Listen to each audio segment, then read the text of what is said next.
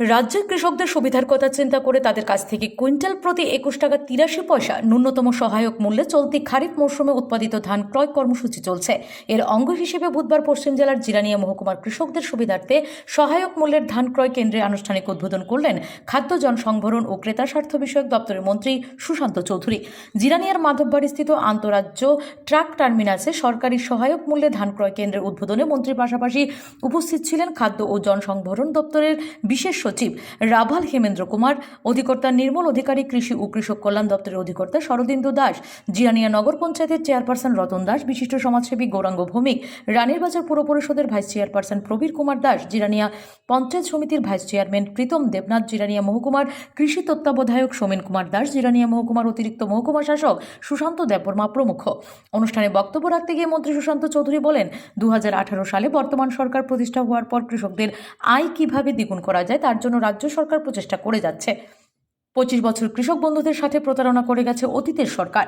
রাজ্য সরকার প্রতিটি কৃষি মহকুমায় আধুনিক কৃষি পরিকাঠামো গড়ে তোলার কাজ করছে, যাতে করে কৃষকরা তাদের রোজগার বৃদ্ধি করতে পারে। কৃষকদের আধুনিক যন্ত্রপাতি থেকে শুরু করে সার বীজ দেওয়া হচ্ছে। কৃষকদের সঠিক পরামর্শ দেওয়ার জন্য প্রতিটি কৃষি মহকুমায় কৃষক বন্ধু কেন্দ্র ও কৃষক জ্ঞান অর্জন কেন্দ্র খুলে দেওয়া হয়েছে। পাশাপাশি কৃষকরা যাতে তাদের উৎপাদিত ফসলের সঠিক মূল্য পায় তার ব্যবস্থাও করা হচ্ছে। সরকার ন্যূনতম সহায়ক মূল্যে কৃষক বন্ধুদের কাছ থেকে ধান ক্রয় করছে।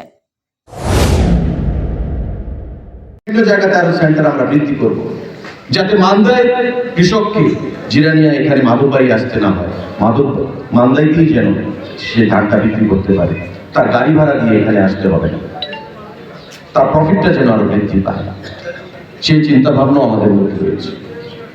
আগামী দিনে আরো নতুন নতুন চিন্তা ভাবনা নিয়ে খাদ্য দপ্তর, কৃষি এবং কৃষক কল্যাণ দপ্তর আমরা কাজ করব। আমার প্রত্যেকের কাছে আহ্বান থাকবে, এই সিস্টেমটা যেন আমরা জারি রাখতে পারি এবং সরকারের যে বা দপ্তরের যে লক্ষ্যমাত্রা 50,000 এমটি, সেটা আপনারা আমরা অ্যাচিভ করতে সহযোগিতার হাত বাড়িয়ে দেবেন। Bureau report, S Bharat live 24 hours.